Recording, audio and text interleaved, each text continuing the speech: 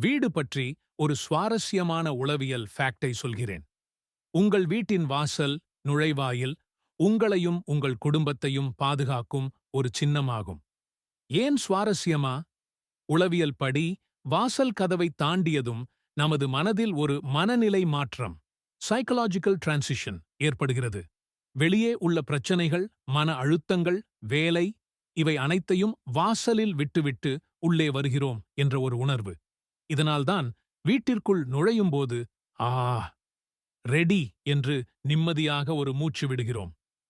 வாசல் ஒரு எல்லைக்கோடு போல செயல்படுகிறது. இந்த காரணத்திற்காகவே பழைய காலத்தில் வீட்டு வாசலில் தோரணம் கட்டுவது, கோலம் போடுவது, நம்மில் பலர் இன்றும் வாசலில் ஸ்வஸ்திக் அல்லது ஓம் குறியீட்டை வைப்பது போன்ற பழக்கங்கள் உருவாகின. எளிமையாகச் சொன்னால், வாசல் என்பது வெளி உலகத்திலிருந்து உங்களின் தனிப்பட்ட, பாதுகாப்பான, அமைதியான உலகத்திற்குள் நுழையும் ஒரு மனோ இயற்பியல் கதவு. இது உங்கள் வீட்டைப் பற்றிய பார்வையை மாற்றியமைக்குமா